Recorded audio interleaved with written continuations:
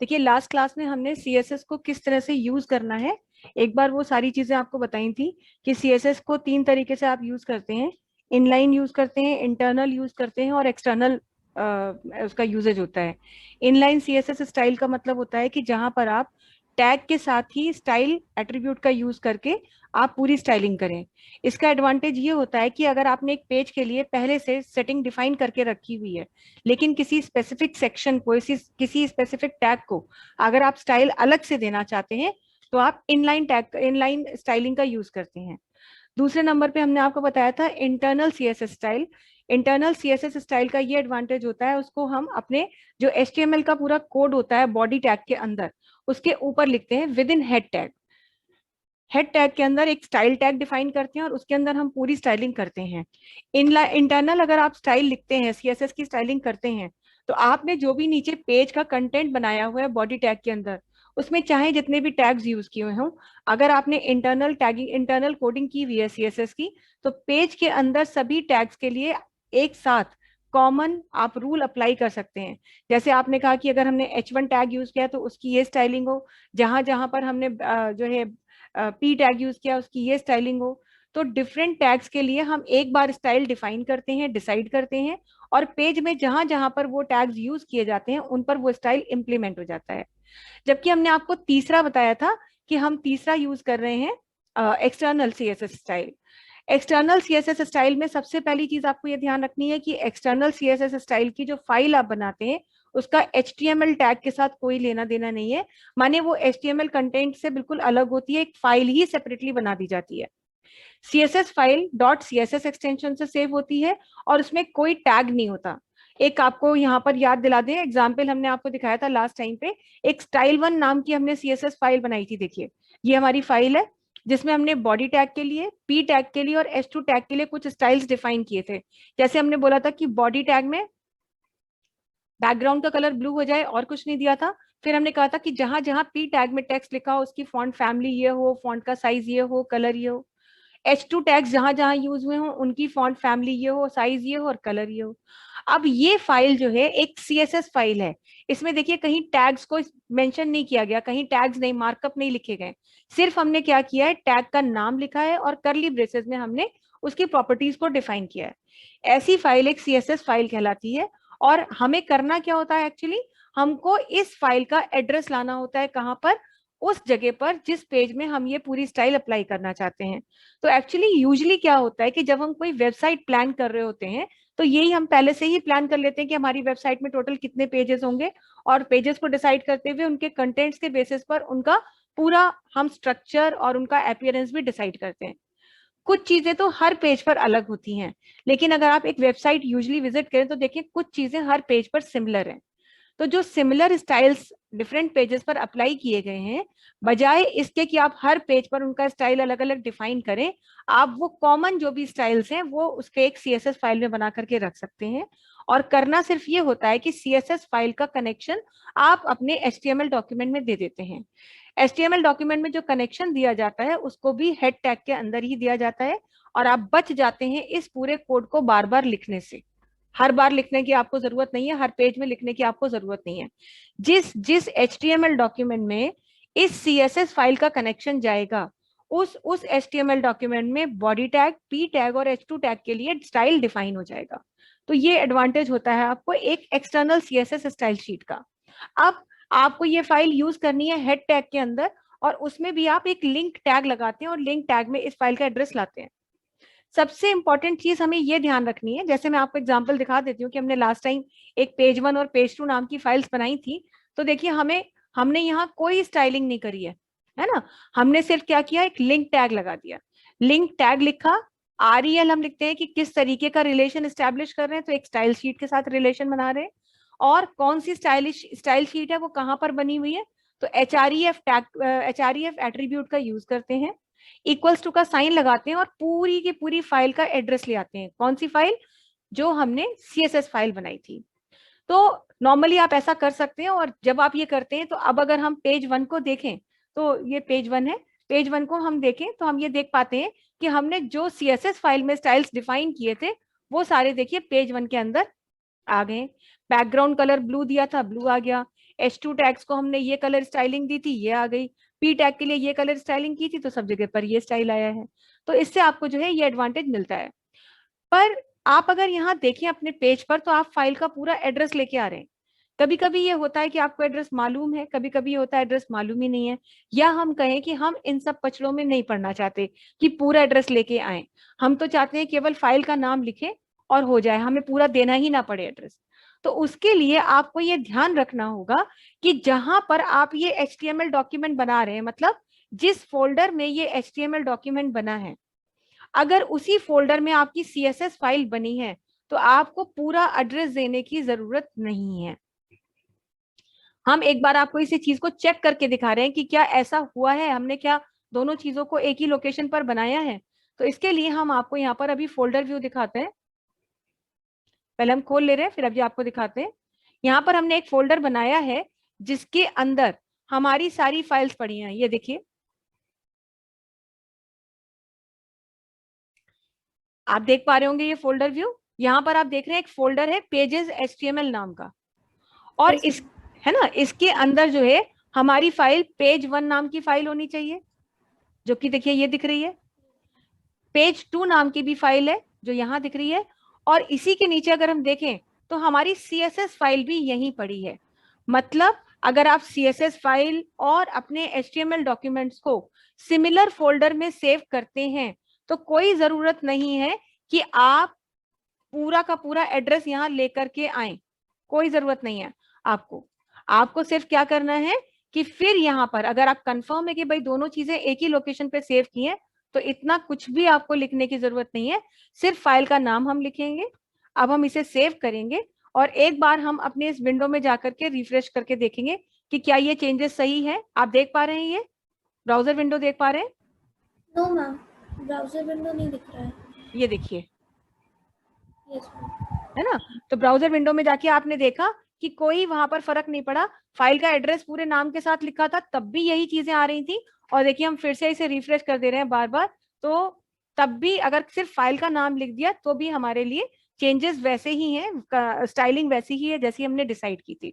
मगर आप ये देख रहे हैं कि काम करना कितना ईजी हो गया आपके लिए, आपको कोई परेशानी ही नहीं हो रही है। आपको सिर्फ फाइल का नाम लिखना है और आपका काम हो जाएगा। तो इतना इजी होता है जब आप एक CSS फाइल बनाते हैं। तो CSS फाइल को बस ध्यान यही रखना है कि फोल्डर की लोकेशन सेम होनी चाहिए। अब ये तो हमने पिछली बार ही बताया था। तो CSS, अब देखिए जैसे ये वाला जो CS है ये एक्सटर्नल CSS है। अगर इसी पेज में मान लीजिए हम कहीं इनलाइन CSS भी यूज कर लें। इनलाइन CSS का मतलब ये है कि हम टैग के साथ में स्टाइल दे रहे हैं। एक टैग हमने यहाँ पे लिया और उसको हमने कह दिया स्टाइल इज इक्वल टू, सिर्फ हम कलर चेंज कर रहे हैं और कुछ यहाँ पे नहीं कर रहे हैं। यहाँ पे कलर सपोज हमने दे दिया यहाँ पर येलो दे दिया, ठीक है, और इसे डबल कोट्स में क्लोज कर दिया। सेव करेंगे और हम जाएंगे अपने ब्राउजर विंडो पर और हम रिफ्रेश करेंगे। रिफ्रेश करके हम देखेंगे कि देखिए बाकी सब तो हमारा वैसे दिख रहा है, लेकिन ये 2 लाइनें बीच में येलो कलर की दिखाई दे रही हैं। तो वो क्यों आपको येलो कलर की दिखाई दे रही हैं? इसीलिए क्योंकि आपने इनलाइन स्टाइलिंग यहाँ पर की है। तो देखिए जो हम बार बार आपको ये बात बता रहे हैं रिपीट करके कि CSS जो है कैस्केड स्टाइल मैनर में लगी हुई शीट्स होती हैं जिसमें प्रियोरिटी के बेसिस पर स्टाइल अप्लाई होते हैं। तो फर्स्ट प्रियोरिटी इनलाइन की होती है, मतलब टैग के साथ अगर आपने कोई स्टाइल डिफाइन किया है तो वही अप्लाई होगा। लेकिन अगर आपने टैग के साथ कोई स्टाइल डिफाइन नहीं किया था, जैसे कि यहाँ पर कहीं कुछ नहीं डिफाइन किया है, तो और अगर ऊपर आपने हेड टैग के अंदर इंटरनल स्टाइल डिफाइन किया होता, जैसे यहाँ पर आपने क्या कहा होता, इंटरनल स्टाइल के लिए स्टाइल टैग का आप यूज करते हैं, सॉरी,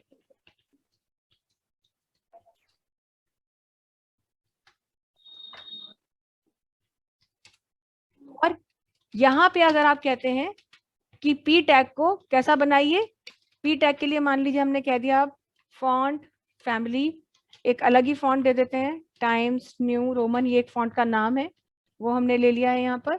और हमने कह दिया फॉन्ट साइज, एक अलग ही साइज दे देते हैं इसको हम, 25 पिक्सल्स का साइज दे दे रहे हैं। और कलर दे दे रहे हैं, कलर दे देते हैं मान लीजिए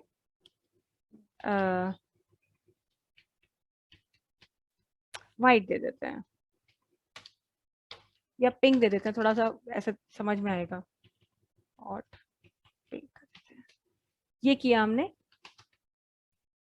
तो देखिए एक पेज है, ये HTML का एक पेज है जिसमें इनलाइन स्टाइलिंग भी की हुई है पी टैग के साथ, यहाँ पर इंटरनल स्टाइलिंग भी की हुई है पी टैग के लिए, और एक्सटर्नल स्टाइल शीट के का भी नाम लेकर के आए हैं जिसमें कि खुद पी टैग के लिए ये देखिए यहाँ पर एक अलग ही पूरा अपना स्टाइल डिफाइन किया था।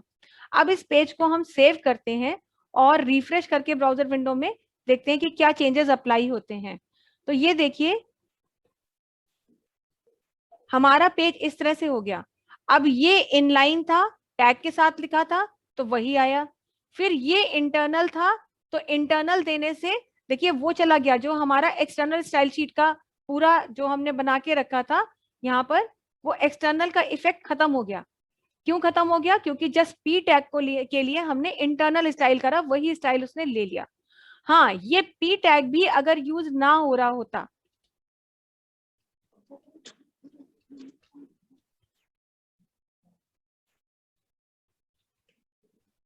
इसको हम फिलहाल डिसेबल कर रहे हैं बस।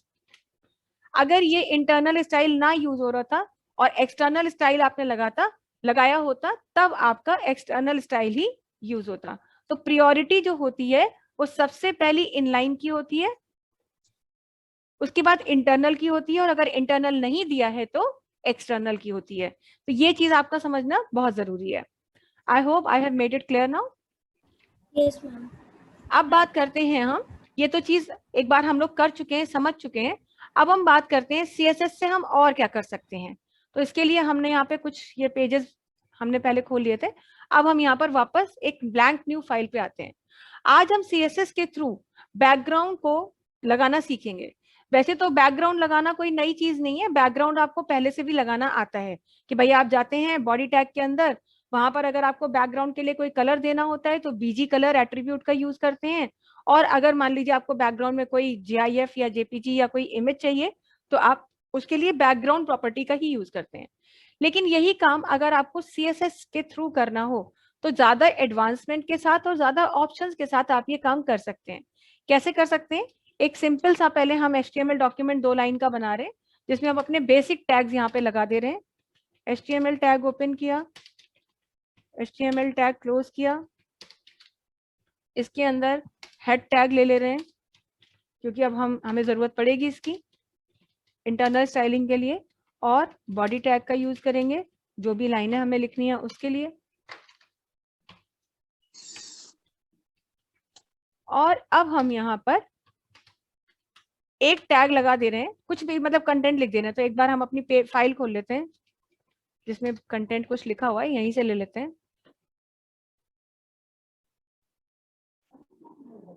बस इतना ही कंटेंट लेते हैं,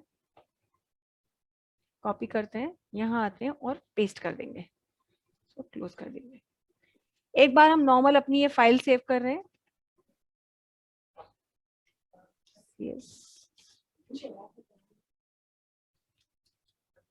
और ये एक HTML डॉक्यूमेंट है तो HTML एक्सटेंशन के साथ ही सेव होगा।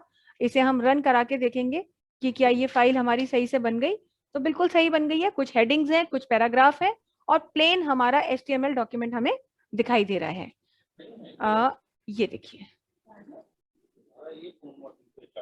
अब हम इसमें सबसे पहले क्या करना चाहते हैं, इनफैक्ट आज हम बैकग्राउंड की बात करेंगे तो सारी बैकग्राउंड लगाना सीखेंगे। अब अगर आपको बैकग्राउंड देनी है तो हेड टैग के अंदर आप किस टैग का यूज करेंगे? आप यूज करेंगे स्टाइल टैग का, और इसके अंदर आप अपनी स्टाइलिंग करेंगे। आपको बैकग्राउंड लगानी है तो बॉडी टैग का ही आप यूज करेंगे यहाँ पर, और इसके अंदर आप बैकग्राउंड प्रॉपर्टी देंगे। सबसे पहले हमें अगर बैकग्राउंड में कोई सॉलिड कलर चाहिए तो आप सिर्फ बैकग्राउंड लिख दें और बैकग्राउंड कलर का यूज करें और यहाँ पर कोलन लगाएं, और कोई भी कलर का नाम आप दे सकते हैं। जैसे मान लीजिए हमने यहाँ पे दे दिया कोरल दे दिया सपोज हमने। अब हम इसे सेव करेंगे और सेव करके हम देखेंगे ब्राउजर विंडो में जाकर के कि क्या ये चीज हमारी इस तरह से दिख रही है। इसे रिफ्रेश करेंगे तो देखिए ये कोरल कलर हमारे डॉक्यूमेंट पर अप्लाई हो गया है।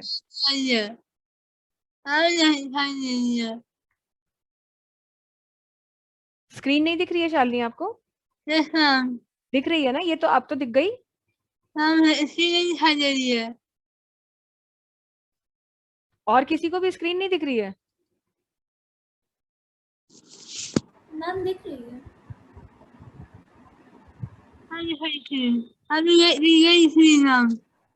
हाँ तो ये, ब्राउजर स्क्रीन दिख रही है। हाँ ब्राउजर स्क्रीन ही दिखा रखी है ना, अभी हमने ब्राउजर स्क्रीन ही शेयर कर रहे हैं। हम आपको दिखा रहे हैं जो कोरल कलर हमने बैकग्राउंड में डिफाइन किया है, वही कोरल कलर यहाँ पर बैकग्राउंड में आ गया। तो वैसे अगर आप चाहें तो कोई भी एक सिंगल कलर आप यहाँ पर ले सकते हैं, जो भी सिंगल कलर आपको लेना है वो आप ले लेंगे। लेकिन बाई चांस आप ये चाहते थे कि हेडिंग्स को आप एक अलग बैकग्राउंड कलर देना चाहते हैं और जो ये पैराग्राफ्स हैं उनको अलग बैकग्राउंड कलर देना चाहते हैं, तो सीएसएस में आप ऐसा भी सीएसएस की मदद से कर सकते हैं। बॉडी टैग में बैकग्राउंड कलर देने के बाद अगर आपको मान लीजिए आपको पता है कि H2 टैग आपने यहाँ यूज किए हैं, तो इसको अगर बैकग्राउंड कलर देना है तो फिर यहाँ पर आप आएंगे और कहेंगे बैकग्राउंड कलर, और इसको कोई और कलर यदि आपको देना, तो मान लीजिए हमने कहा हम येलो कलर देना चाहते हैं, ये दे दिया। उसके अलावा हमने कौन से टैग यूज किए हैं? पी टैग यूज किए। इसको अगर आप कोई और बैकग्राउंड कलर देना चाहते हैं तो यहाँ से बैकग्राउंड कलर लेंगे, कोलन लगाएंगे और उसके बाद में आप यहाँ से कलर डिफाइन कर देंगे। तो डिफरेंट टैग्स को डिफरेंट बैकग्राउंड भी आप दे सकते हैं। हम यहाँ से सेव कर रहे हैं और सेव करके हम बैकग्राउंड इस पे आएंगे अपने ब्राउजर विंडो पर और यहाँ पर आकर इसको रिफ्रेश कर देंगे। ये देखिए रिफ्रेश करते ही आपके जितने भी H2 टैग्स थे उनकी बैकग्राउंड अलग हो गई, जितने भी आपके P टैग्स थे उनकी बैकग्राउंड अलग हो गई, और बॉडी टैग की बैकग्राउंड अलग है, वो बैकग्राउंड कलर अलग से डिफाइन हो गया। क्लियर है आप सबको? Yes ma'am. तो ये चीज आपने देखी। और आप क्या कर सकते थे यहाँ पर, आप मान लीजिए हमने कहा कि जो P टैग लिखा हुआ है इसमें फॉन्ट का नाम अलग करना चाहते हैं और H2 टैग में फॉन्ट अलग, फॉन्ट फैमिली अलग देना चाहते हैं, तो वो भी आप दे सकते हैं, ऐसा नहीं कि नहीं दे सकते। जैसे H2 टैग में आपने कहा कि भाई हम रखना चाहते हैं फॉन्ट फैमिली, मान लीजिए ल्यूसिडा कैलीग्राफी, ये एक फॉन्ट का नाम है, और आप कलर रखना चाहते हैं, मान लीजिए कलर रखना चाहते हैं यहाँ पर सपोज ब्लू, तो ये आपने दे दिया।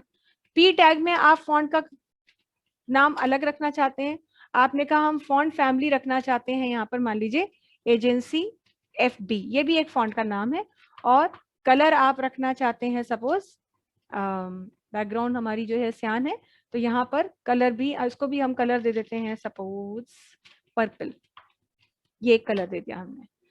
अब हम इसे सेव करेंगे, सेव करके अपने ब्राउजर विंडो पर जाएंगे और यहाँ पर आकर के इसको रिफ्रेश कर देंगे। तो देखिए इसका फॉन्ट अलग हो गया। अब देख रहे हैं पूरे पेज पर चीज अप्लाई हो रही है, बार बार आपको अप्लाई करने की जरूरत नहीं है, आप सिर्फ स्टाइल टैग में जाकर के काम कर रहे हैं और हो गया। अब क्या है, जैसे अगर आपसे ये कह दिया जाए कि फॉन्ट का साइज थोड़ा बड़ा कर दीजिए, पी टैग में जो डेटा लिखा है उसके फॉन्ट का साइज थोड़ा बड़ा करिए, तो कुछ करना थोड़ी है, आप कहाँ आएंगे, आप अपने पेज पर आएंगे और यहाँ इस कोड में आएंगे, आपको फॉन्ट का साइज बड़ा करना है तो बस यहीं से आप आइए फॉन्ट साइज पर, और जो भी साइज आपको देना है वो दे दीजिए। मान लीजिए आपने कहा कि हमको जो है 18 पिक्सल्स का साइज देना है, तो 18 पिक्सल लिखिए, सेव कीजिए, ब्राउजर विंडो में आइए और रिफ्रेश करके देखिए तो कंटेंट का साइज 18 पॉइंट्स हो गया। तो देखिए कितनी आसानी से एक जगह आप जाकर के चेंज कर रहे हैं और सब चेंजेस जो है यहाँ पर हो गए। आपको ये स्टाइल बोल्ड करना है, यहीं से आइए अपने कोड में, आपको फॉन्ट स्टाइल बोल्ड करना है, फॉन्ट स्टाइल दीजिए यहाँ पर और क्या कह दीजिए बोल्ड, सेव कीजिए, ब्राउजर विंडो में आइए और रिफ्रेश कर दीजिए।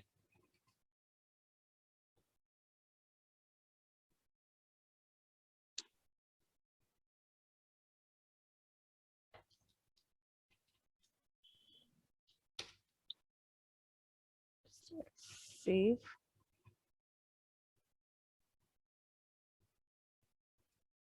ये देखिए इटैलिक हो गया। तो इतना आसान होता है चीजों को करना, बस एक बार आप चीजें करते हैं, चेंजेस करते हैं और सारी चेंजेस आपके जो है कंटेंट पर अप्लाई हो जाते हैं। तो ये आपने देखा यहाँ पर कि बैकग्राउंड में आप एक सिंगल कलर लगाते हैं और बैकग्राउंड डिफरेंट सेक्शंस को आप इंडिविजुअल बैकग्राउंड दे सकते हैं। अब मान लीजिए आपने कहा कि बैकग्राउंड कलर कोरल दिया है और यहाँ भी आपने एक फॉन्ट फैमिली लगा दी, मान लीजिए यहाँ पर आपने एक फॉन्ट लिख दिया, सिंपल सा ले लेते हैं, एरियल ले लेते हैं,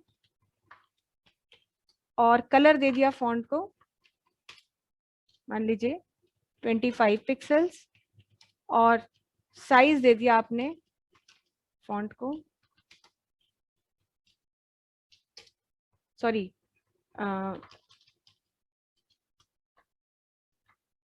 फॉन्ट साइज आपने दे दिया 25 पिक्सल्स, और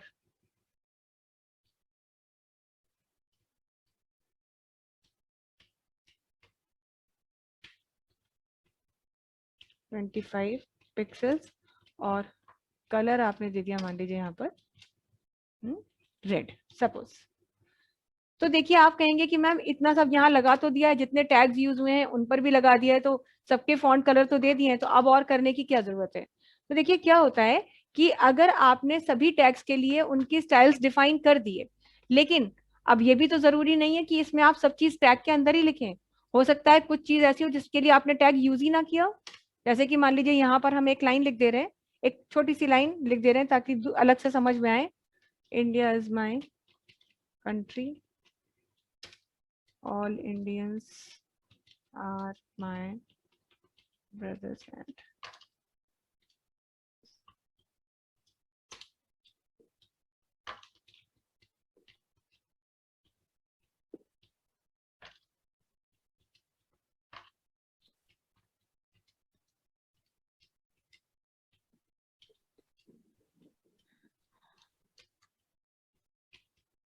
ये हमने 2-3 लाइनें लिख दी ताकि ये फर्क पता चले, इसलिए। अब इसमें हमने लेकिन कोई पी टैग के मतलब किसी टैग के अंदर नहीं लिखी है। यहाँ ये टैग क्लोज हो चुका है, ये नया टैग यहाँ से स्टार्ट हो रहा है, पर कुछ कंटेंट ऐसा है जो हमने यहाँ लिख दिया। तो ऐसा भी कंटेंट कभी कभी बॉडी टैग में होता है जिसे किसी टैग के अंदर नहीं लिखा गया, खास तौर से उन टैग के अंदर नहीं लिखा गया जिनके लिए स्टाइल डिफाइन किए गए। तो देखिए जब आप इसके लिए यहाँ पर आएंगे और रिफ्रेश करेंगे, तो देखिए अब ये वाला जो कंटेंट था हमारा, ये इस पर रेड कलर तभी आया है जब हमने, या फॉन्ट तभी आया है जब हमने बॉडी टैग के अंदर जाकर के काम किया। अगर यहाँ वहां बॉडी टैग में कुछ नहीं लिखते तो ये डेटा बिल्कुल सिंपल दिखाई देता था।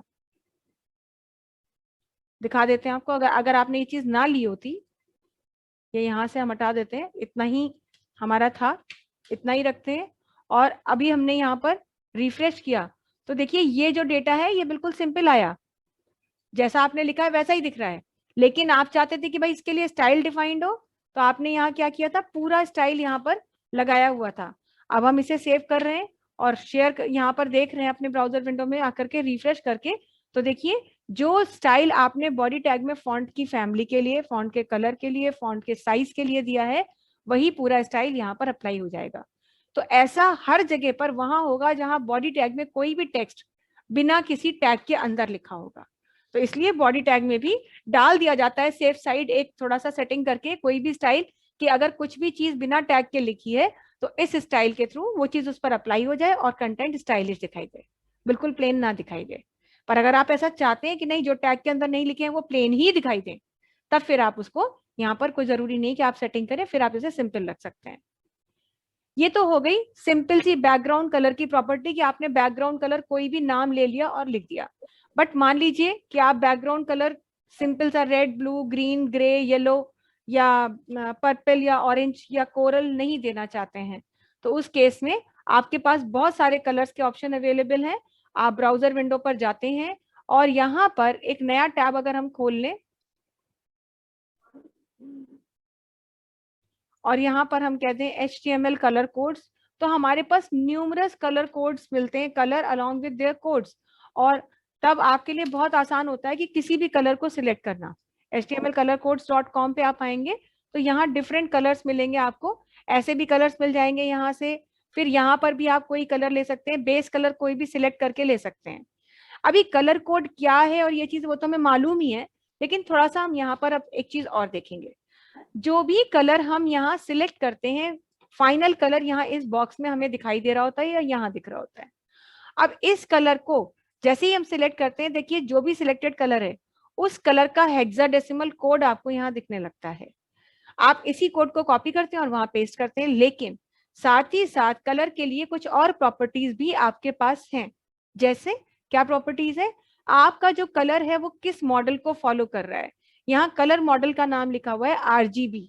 आरजीबी में आर जो है वो रेड के लिए है, जी ग्रीन के लिए और बी ब्लू के लिए है।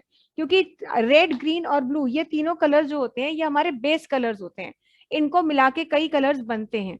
तो आपको ये बताया जा रहा है कि ये जो कलर आप यूज कर रहे हैं ये आरजीबी कलर के मॉडल पर बेस्ड है, इन कलर्स का यूज करके ये कलर बनाया गया है। तो उसमें आगे जो नंबर्स लिखे हैं वो कॉमा सेपरेटर से सेपरेट किए गए हैं। एक नंबर लिखा है 103, उसके बाद कॉमा लगा दिया, फिर 52 और फिर एक कॉमा लगा दिया। तो ये जो 103, 52 और 198 आपको दिख रहा है, वो यहाँ पर रेशियो दिख रहा है आपको कि इसमें रेड कलर का कितना रेशियो है, ग्रीन कलर का क्या रेशियो है और ब्लू कलर का क्या रेशियो है। तो प्रोपोर्शन वाइज ये जो है आपके कलर का यहाँ पर रेशियो दिखता है। और साथ ही साथ उसके आगे एक और वैल्यू लिखी हुई है HSL। H जो होती है वो आपकी होती है यहाँ पर ह्यू के लिए, HUE, ह्यू बोलते हैं हम। ये होता है मतलब कलर का इफेक्ट ही होता है। S होता है सैचुरेशन, कि कितने % सैचुरेशन यूज किया है, और L होता है ल्यूमिनोसिटी। ये जो होते हैं ह्यू, सैचुरेशन और ल्यूमिनोसिटी जो होती हैं वो कलर की प्रॉपर्टीज होती हैं, जो कलर को ज्यादा शाइन या डल करने में हेल्प करती हैं। तो उनका भी प्रोपोर्शन दिया है। ह्यू परसेंटेज में नहीं होता, ह्यू सिंपल नंबर में होता है, पर सैचुरेशन और जो आपकी ल्यूमिनोसिटी है ये जो है ये दोनों आपके परसेंटेज वाइज दिखाए जाते हैं, मतलब आउट ऑफ 100 इनका परसेंटेज दिखाया जाता है कि ये कितना कितना % लिया गया है।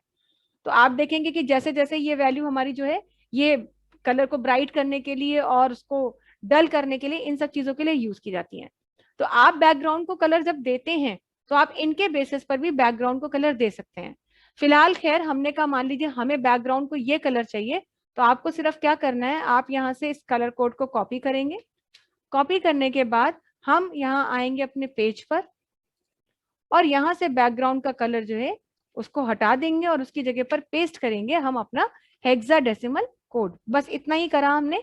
सेव करेंगे, ब्राउजर विंडो पे जाएंगे और रिफ्रेश करेंगे। तो ये रिफ्रेश करते ही हमारा जो बैकग्राउंड का कलर है वो वही कलर आ गया जो कलर हमने वहां से हेक्साडेसिमल कोड पिक किया था। तो इतना इजीली आप यहाँ से बैकग्राउंड कलर के लिए कोई कलर ले सकते हैं। और क्या कर सकते हैं आप, इसके बाद में आपके पास कलर का पूरा यहाँ पर एक बार दिया हुआ है, पूरा चार्ट दिया हुआ है, यहाँ से भी आप कलर पिक कर सकते हैं। जो कलर पिक करेंगे वही सिलेक्टेड कलर में आएगा और यहाँ भी वो आपको सब चीजें उसकी बता रहा है। इवन फिर आपके पास कलर का चार्ट है जिसमें कुछ कलर उसके नाम के साथ दिख रहे हैं और उनकी प्रॉपर्टीज और हेक्साडेसिमल कोड भी दिख रहे हैं। जैसे यहाँ पर देखिए Indian red, light coral, salmon, dark salmon, light salmon,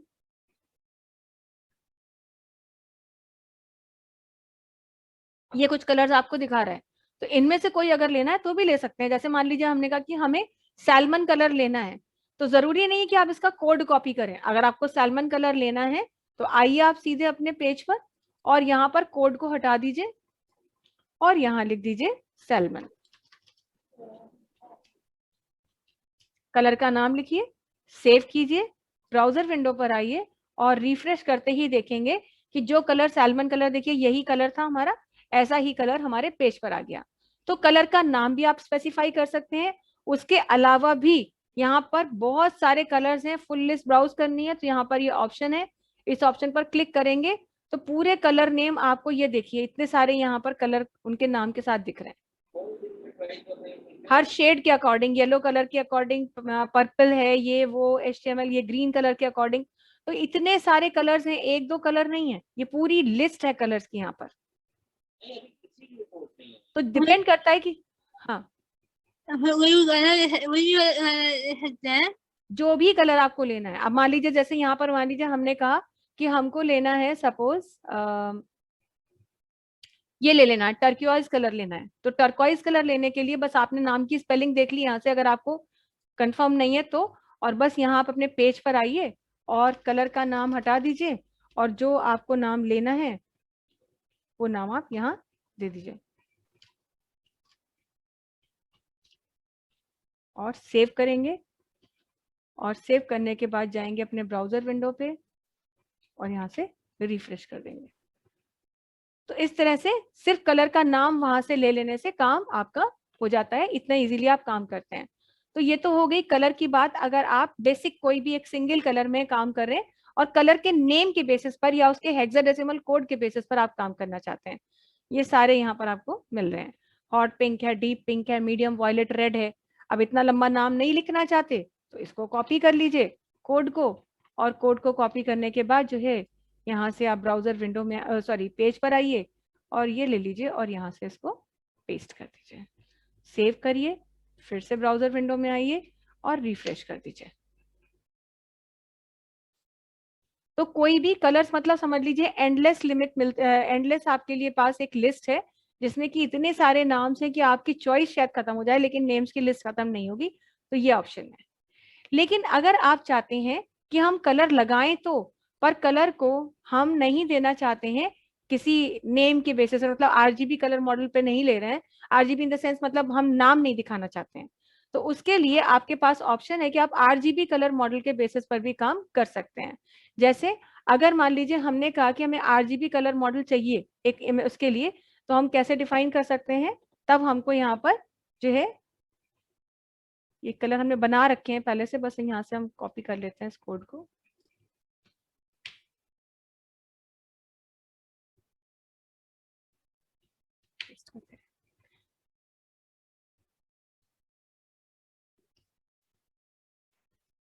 RGB colour model के लिए हम आरजीबी लिखेंगे और ब्रैकेट में 3 नंबर डाल रहे हैं जिसमें रेड कलर का रेशियो दिखा रहे हैं, ग्रीन कलर का रेशियो दिखा रहे हैं और ब्लू कलर का रेशियो दिखा रहे हैं।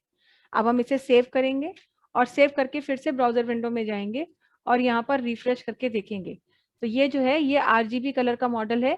अब इसकी वैल्यू अगर आप चेंज करते हैं जरा सी भी, जैसे हमने कहा रेड कलर बहुत ज्यादा है तो थोड़ा कम कर देते हैं, इसको कर देते हैं मान लीजिए 100, और अब हम इसे सेव करते हैं, ब्राउजर विंडो में आते हैं और रिफ्रेश करते हैं तो देखिए बैकग्राउंड कलर चेंज हो रहा है क्योंकि तब रेड ब्लू और ग्रीन कलर का रेशो मिक्स हो रहा है और ये चीज हो रही है। अगर आप ग्रीननेस थोड़ा ज्यादा देना चाहते हैं तो यहाँ पर ग्रीन कलर का रेशो जो है थोड़ा बढ़ा दीजिए, सेव कीजिए और रिफ्रेश कीजिए। तो ग्रीन और ब्लू जब मिले तो पर्पल कलर जैसा बन गया, रेड कलर जो है थोड़ा कम है। तो ये कलर को आप आरजीबी कलर मॉडल के बेसिस पर भी दे सकते हैं। इसी तरह से इनका ह्यू ल्यूमिनस और लाइट या सैचुरेशन और लाइट या लिमिनिसिटी जो है वो भी अगर आप देना चाहें तो उसके लिए HSL का यूज कर सकते हैं। HSL के लिए क्या करना है, आपको पेज पर आना है और यहाँ पर आपको जो है HSL का यूज करना है। कैसे करेंगे,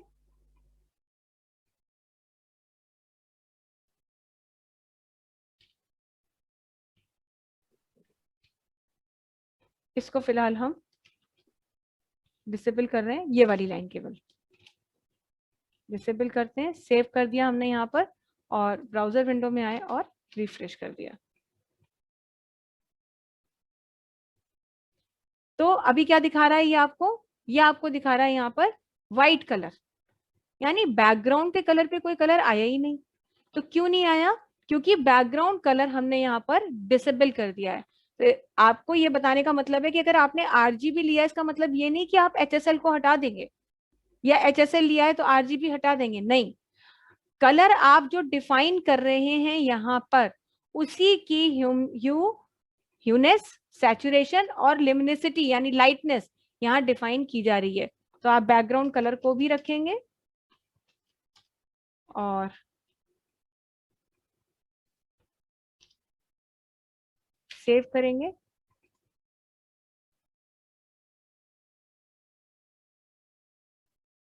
तो ये जो आरजीबी कलर मॉडल ने ये शेड डिसाइड किया कि ये शेड कैसा कौन सा होगा, और HSL मॉडल ने ये डिसाइड किया कि कलर स्क्रीन पे कितनी ब्राइटनेस, किस सैचुरेशन लिमिट के साथ और कितनी लाइट के साथ आने वाला है।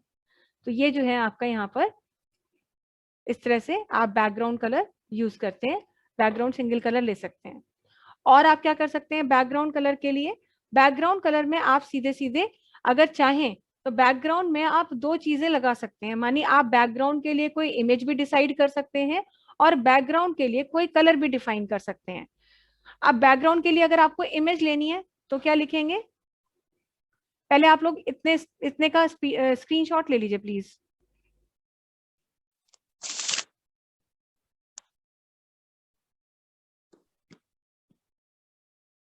हाँ ले लिया सब लोगों ने?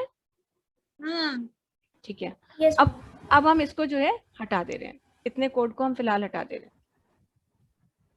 अब हम ये चाहते थे कि बैकग्राउंड में पहले तो हमने कहा कि कोई इमेज लगा दो, तो बैकग्राउंड इमेज के लिए बैकग्राउंड इमेज देंगे। अब यहाँ पर बैकग्राउंड इमेज के लिए कोई फाइल हमारे पास होनी चाहिए, तो फाइल जब आपको लेनी होगी बैकग्राउंड के इमेज के लिए तो वो फाइल आप लगाएंगे। लेकिन आपने ये देखा था कि फाइल जो है कोई जेपीजी या सॉरी आपकी वो जीआईएफ या किस तरह की फाइल होनी चाहिए। जब भी आप बैकग्राउंड के लिए कोई इमेज लगाते हैं और सीएसएस के थ्रू आप उसकी स्टाइलिंग कर रहे हैं, तो सबसे पहले आपको यहाँ पर लिखना पड़ता है यूआरएल इमेज के लिए। कलर नेम तो आप डायरेक्ट लिख रहे थे, लेकिन यहाँ पर इमेज देने के लिए आपको यूआरएल लिखना होगा। ब्रैकेट आपको ओपन करके क्लोज करने होंगे और सेमीकोलन लगाना होगा, और फाइल का नाम डबल कोट्स में यहाँ ला करके लिखा जाएगा इसके अंदर। इस बात का ध्यान रखते हुए कि अगर फाइल आपकी जो आपको फाइल यहाँ लगानी है वो फाइल उसी फोल्डर में सेव की गई हो जहां पे आपका ये पेज सेव किया गया है। तो हम फिलहाल एक फाइल इंटरनेट से डाउनलोड कर लेते हैं। कोई भी हमने यहाँ पे कह दिया HTML बैकग्राउंड इमेज और एंटर करा हमने।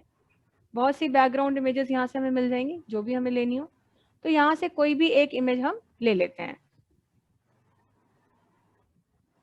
अब सपोज हमने ये इमेज ले ली, ठीक है, चलिए हमने बहुत सिंपल सी एक इमेज ले ली।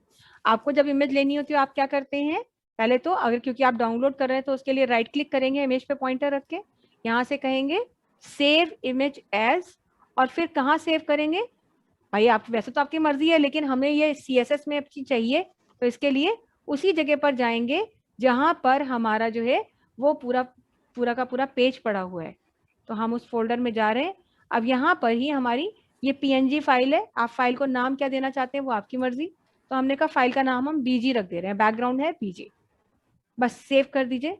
अब फाइल का नाम BG है और डॉट एक्सटेंशन क्या लगेगा, PNG। आपको लिखने की जरूरत नहीं है, आपको बस पता है कि PNG फाइल है। सेव कर दीजिए। अब इसे तो हम क्लोज कर देते हैं, इसकी जरूरत नहीं है। और हम यहाँ पर आते हैं अपने अब पेज पर, और यहाँ पर हम bg.png फाइल का नाम लिख देंगे। तो कोई वो लफड़ा ही नहीं है एड्रेस वाला। अब अगर ये चीज आप नॉर्मल HTML के थ्रू ही करना चाहे तो खाली फाइल नेम लिखने से कुछ नहीं होगा, भले ही आप फाइल उसी फोल्डर में सेव कर रहे हो, वहां आपको पूरा एड्रेस ही देना पड़ता है।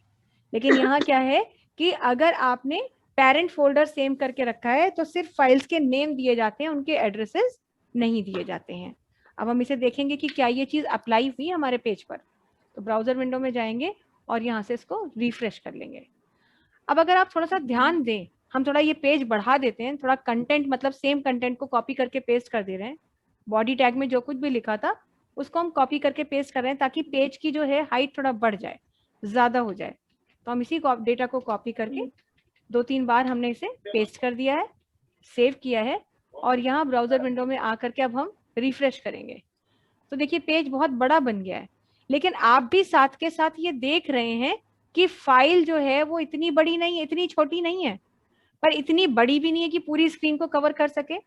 आप सबको याद होगा कि जब शुरुआत में हमने बैकग्राउंड में इमेज लगानी सिखाई थी तो ये प्रॉब्लम होती थी कि फाइल अगर छोटी थी तो वो टाइल्स के रूप में आ जाती थी। जैसे देखिए बैकग्राउंड की फाइल एक यहाँ खत्म हो गई तो अगली फाइल यहीं से शुरू हो गई, फिर नई लाइन आई तो फिर से फाइल आपकी शुरू हो गई। तो ये एक बहुत बड़ी प्रॉब्लम है कि अगर हम कुछ लिखते, हमारी कोई बैकग्राउंड इमेज का साइज हमारे पेज के साइज से मैच नहीं करता तो वो इमेज बार बार आती रहती है। अब HTML में तो आपके पास ऐसा कोई साधन नहीं है खाली कि आप ऐसा कुछ भी कर सकें। तो हम वहां तो ये कर लेते थे कि भैया बड़ी साइज की बैकग्राउंड इमेज ले लो, तो कम से कम एक पेज पे एक फाइल तो आएगी। ये तो नहीं होगा कि फाइल जो है आपकी इस तरह से दिखाई दे टाइल्स के फॉर्म में या क्या। लेकिन CSS का अगर आप यूज कर रहे हैं तो आपके पास बहुत सारे साधन है। जैसे सबसे पहला क्या साधन है, अब सबसे पहले तो हम इसकी जो ये स्टाइलिंग है हटा दें ताकि कंटेंट सिंपल हो जाए और आप चीजों को अच्छे से देख सकें। तो H2 और P टैग की हम यहाँ से स्टाइलिंग अभी हटा दे रहे हैं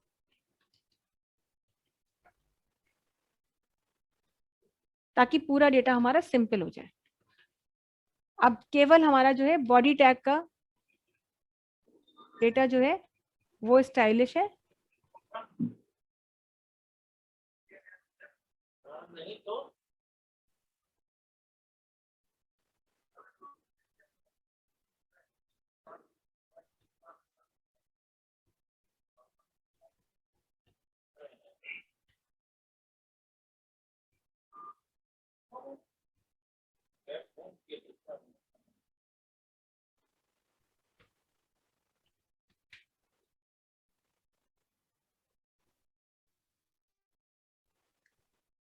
एक बार दोबारा से ये फाइल खोल लेते हैं हम।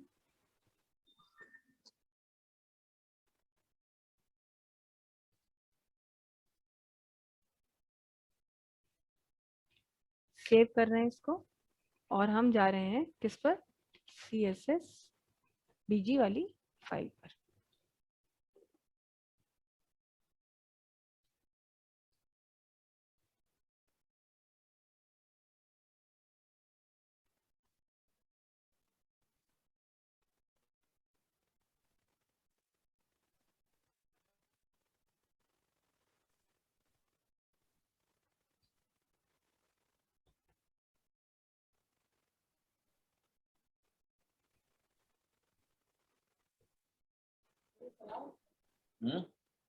हाँ बताइए।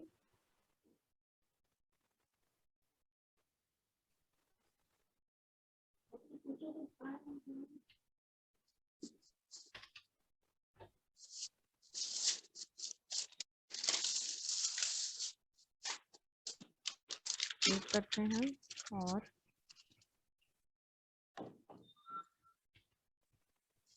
CSS BG, ये देखिए अब पूरी फाइल जो है हमारी एकदम कंटेंट जो है वो सिंपल हो गया। लेकिन अब आप बैकग्राउंड अच्छे से देख पा रहे हैं ना कि देखिए फाइल जो बैकग्राउंड की थी, क्योंकि वो पूरी स्क्रीन नहीं कवर कर पा रही है, तो वो टाइल्स के फॉर्म में ऐसे आपको रिपीट होकर के दिख रही है। अब आप बैकग्राउंड की इसी प्रॉपर्टी को चेंज करना चाहते हैं। जैसे सबसे पहली क्या चीज हम चाहते हैं, सबसे पहली चीज हम ये चाहते हैं कि जो हमारी बैकग्राउंड फाइल है उसका साइज वो जो है टाइल्स के रूप में बार बार ना आए। इसका मतलब ये है कि आप बैकग्राउंड को सिंगल बैकग्राउंड रखना चाहते हैं। तो उस केस में आप यहाँ पे क्या कह सकते हैं, यहाँ पर कहेंगे बैकग्राउंड रिपीट, और यहां पर आकर के कोलन में कहेंगे नो रिपीट। इतना करेंगे, सेव करेंगे और ब्राउजर विंडो पर जाकर के रिफ्रेश करके देखेंगे तो देखिए बैकग्राउंड रिपीट नो रिपीट करने से बैकग्राउंड रिपीट नहीं हो रही है। मगर अब बैकग्राउंड का जो साइज था उसके हिसाब से भैया वो जितनी आ सकती थी उतनी आ रही है। तो प्रॉब्लम ये है कि चलो रिपीट नहीं हो रही, टाइल्स नहीं दिख रहे, मगर कम से कम ये बाकी चीज इतनी साधारण इतनी सरल तो ना दिखती। कम से कम बैकग्राउंड में कुछ कलर होता तो अच्छा तो लगता। तो इसके लिए ही क्या करते हैं कि अगर आपने कोई स्टाइलिंग की है और बैकग्राउंड इमेज लगाई है तो लगाइए, लेकिन साथ ही साथ आप बैकग्राउंड को कोई कलर भी दे दीजिए, ताकि जिस हिस्से पर बैकग्राउंड नहीं आ रही है, कोई इमेज नहीं आ रही है, तो कंटेंट कम से कम उस कंटेंट के बैकग्राउंड में कोई कलर तो आए। तो कोई भी कलर आप ले लें, तो हम बिल्कुल एक सिंपल सा लाइट सा कलर ले ले रहे हैं यहाँ पर, एक्वा कलर ले लेते हैं। सेव करेंगे, ब्राउजर विंडो में आएंगे तो क्या है, अब रिफ्रेश करेंगे तो देखिए वैसे तो बैकग्राउंड में फाइल आ रही थी, लेकिन जिस हिस्से पर बैकग्राउंड फाइल नहीं आ रही है उस हिस्से पर आपकी बैकग्राउंड का कलर आ रहा है। तो एटलीस्ट कुछ ना कुछ चीज तो अप्लाई हो रही है। तो ये हमेशा ध्यान रखिए कि बैकग्राउंड के लिए कोई फाइल ही जरूरी है ऐसा जरूरी नहीं है। फाइल और इमेज दोनों चीजें बैकग्राउंड पर अप्लाई होती हैं। बैकग्राउंड रिपीट नो रिपीट देने से क्या होता है कि आपकी जो बैकग्राउंड होती है वो रिपीट नहीं होती है। अब यहाँ पर हम एक कोई और बैकग्राउंड फाइल ले लेते हैं, थोड़ी बड़े साइज की बैकग्राउंड फाइल यहीं से ले लेते हैं। एक यहाँ पे दे दिया हमने HTML background images large HD image.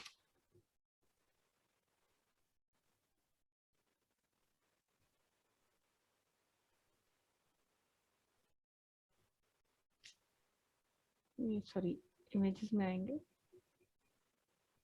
और यहाँ से कोई भी इमेज हम लेना चाहें तो ले सकते हैं। अब जैसे मान लीजिए हमने कहा कि हमको ये इमेज ठीक लग रही है सपोज, तो हम यहाँ पर जो है इसको लेंगे। जब भी कोई बैकग्राउंड इमेज लेते हैं राइट क्लिक करते हैं, सेव एज पे जाते हैं, और बस इस बात का सबसे पहले तो ध्यान रखते हैं कि फाइल का टाइप क्या है, क्योंकि ये पीएनजी हो सकता है, जीआईएफ हो सकता है, जेपीजी हो सकता है। लेकिन यहाँ पर अगर वेब दिख रहा है, WEBP दिख रहा है, वेब इमेज, तो आपको नहीं लेना होता है। ठीक है, तो आपको यहाँ पर फाइल का नाम क्या देना है, हमने फाइल का नाम BG1 कर दिया, और पीएनजी है ये, और बस इस बात का ध्यान रखा कि फाइल उसी लोकेशन पर सेव हो जहां पर जो है हमारी ये चीज आई है। बल्कि BG1 भी नहीं कर रहे हैं, हम BG ही कर दे रहे हैं। हम कह रहे हैं यही फाइल हम हटा देते हैं, हमें चाहिए तो है नहीं। तो जैसे ही हम वही नाम दे देंगे और सेव करेंगे, तो ये आपको वार्न करेगा, कंफर्मेशन मांगेगा कि भाई इस नाम की फाइल तो पहले से एग्जिस्ट कर रही है, क्या आप उसको रिप्लेस करना चाहते हैं। हमने कह दिया रिप्लेस कर दीजिए, हमें ये फाइल चाहिए ही नहीं, तो कह दीजिए यस। तो यस करने पर क्या है कि अब सीधे आप अपने पेज पर आ सकते हैं और रिफ्रेश करके देख सकते हैं कि क्या वो फाइल आपके बैकग्राउंड पर अप्लाई हुई या नहीं हुई। आपको अपने पेज में जाने की जरूरत ही नहीं पड़ी, क्योंकि आपने वही नाम दे दिया जो नाम आपको वहां दिख रहा था। फिर से दिखा रही हूँ, देख लीजिए, कोई और बैकग्राउंड इमेज हम यहाँ से लिए ले रहे हैं।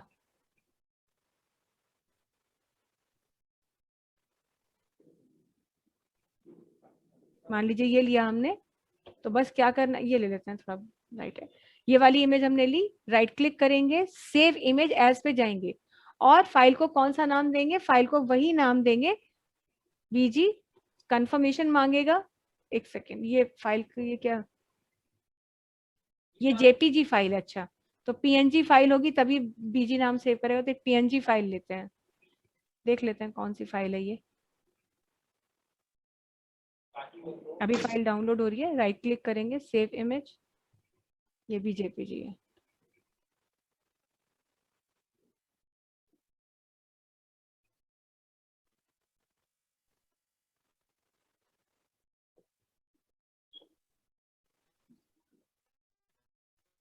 जैसे ये फाइल है तो हमें पीएनजी है, तो हम इसको भी बीजी नाम दे सकते हैं। जैसे हम बीजी दे करके सेव करेंगे, फिर पूछेगा इस नाम की फाइल तो पहले से मौजूद है, आपको रिप्लेस करनी है। देखिए, अगर आपको ये फाइल रखनी होती तब तो आप कहते नो और एक नए नाम से फाइल सेव करते, पर हमें ये फाइल रखनी नहीं, हमने कहा नहीं चाहिए, वही यही वाली चीज अब जो रख रहे हैं, तो इसीलिए क्यों उसको डंप करके रखेंगे। ऐसी चीज जो हमें नहीं चाहिए उसको हम हटा देना चाहते हैं, तो इसीलिए यस करके हम क्या करेंगे कि पुरानी फाइल को हम हटा के नई फाइल को उसकी जगह रिप्लेस कर देंगे। तो फाइल का नाम तो आपने वही दिया, इसीलिए आपको वहां जाने की जरूरत ही नहीं पड़ेगी, और यहाँ पेज पर आकर के सिर्फ आप इसे रिफ्रेश करेंगे, तो देखिए आपकी फाइल पर वो कंटेंट अप्लाई हो गया। हाँ, अब जितना बड़ा साइज था भाई उतना बड़ा था, उसके बाद तो बाकी की चीजें जो है स्क्रॉल करने पर बैकग्राउंड कलर भी दिख रहा है। और आप ये भी चीज नोटिस कर रहे हैं कि जैसे जैसे हम स्क्रॉल करते जाते हैं तो बैकग्राउंड भी ऊपर शिफ्ट होती जाती है, पेज के कंटेंट के साथ साथ बैकग्राउंड भी शिफ्ट हो रही है। बट बाय चांस हम बैकग्राउंड का कलर शिफ्ट नहीं करना चाहते, अब कलर कह रहे हैं, बैकग्राउंड इमेज शिफ्ट नहीं करना चाहते हैं। हम चाहते हैं बैकग्राउंड इमेज जो है वो एक जगह पर स्टक रहे और कंटेंट स्क्रॉल करने पर शिफ्ट हो ऊपर की तरफ। तो अगर आप ऐसा करना चाहते हैं, कंटेंट देख पा रहे ना ऊपर जो लिखा हुआ है ये, तो इसके लिए हम क्या करेंगे, यहाँ से एक बार फिर हम पेज में आएंगे और बैकग्राउंड की जो पोजीशन है, इस पोजीशन को यहाँ पर क्या कह देंगे, फिक्स्ड, और आप इसे सेव करिए। फिर यहाँ आकर के ब्राउजर में इसको रिफ्रेश कीजिए। अब क्या है,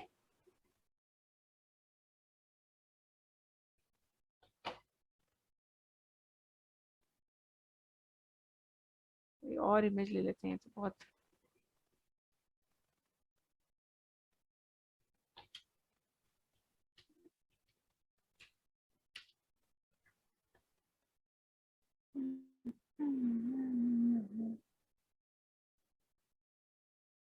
मान लीजिए ये इमेज ले लेते हैं, थोड़ा लाइट कलर की इमेज लेते हैं, ये छोटी पड़ेगी।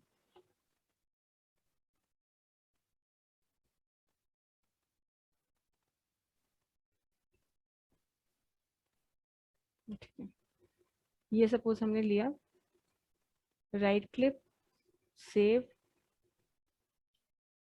बीजी, सेव। अब यहाँ पर ये जेपीजी एक्सटेंशन से सेव हुई है, इसलिए हमें अपने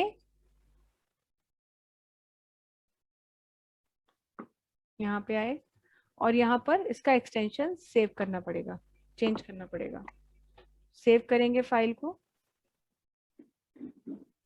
और ब्राउजर विंडो में जाकर के रिफ्रेश करेंगे। ये देखिए आप, है ना। तो अभी क्या है, ये कंटेंट हमारा जो है ये स्क्रॉल हो रहा है, कंटेंट भी स्क्रॉल हो रहा है और इमेज भी स्क्रॉल हो रही है। मान लीजिए हम नहीं चाहते थे कि इमेज स्क्रॉल हो, तो हम उसके लिए यहाँ पर क्या करेंगे कि हम यहाँ पर बैकग्राउंड की जो हमारी इमेज की पोजीशन है उसको हम कह देंगे कि हमारी बैकग्राउंड इमेज जो है फिक्स हो जाए, उसको हम हटाना नहीं चाहते हैं, इधर उधर नहीं करना चाहते हैं। तो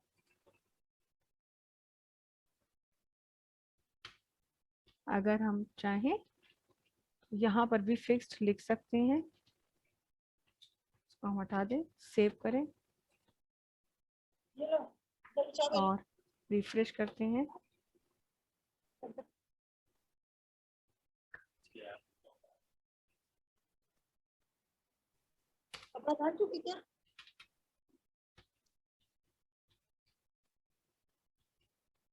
अटैचमेंट होता है बैकग्राउंड इमेज का, अटैचमेंट फिक्स्ड। सेव करेंगे, ये यहाँ आएंगे, रिफ्रेश। ये देखिए,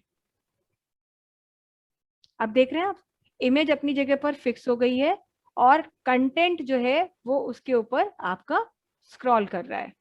तो इस तरह से बैकग्राउंड की इमेज को फिक्स करके कंटेंट को आप स्क्रॉल कर सकते हैं और जो मर्जी हो वो चीजें आप देख सकते हैं जैसे भी चाहें।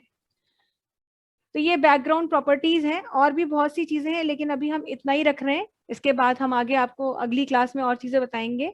और कल जो है आपकी M1 की क्लास तो है ही है मॉर्निंग में, और कल इवनिंग में जो है आपकी एक बार फिर से M1 की क्लास होगी। कल लास्ट क्लास होगी M1 की आपकी, क्योंकि इसके बाद आप और मॉर्निंग बैच जो है वो सेम लेवल पे आ जाएंगे। ठीक है, तो इसके बाद हमारी जो इवनिंग में क्लासेस हुआ करेंगी वो HTML की ही क्लासेस होंगी, मतलब CSS की बची हुई क्लासेस होंगी हमारी, ठीक, रेगुलर बेसिस पर होंगी। ठीक है, तो आप जो है इतनी चीजें ट्राई करके देख लीजिएगा, कोई प्रॉब्लम हो तो बताइएगा। इस चीज का आप स्क्रीनशॉट ले लीजिए प्लीज।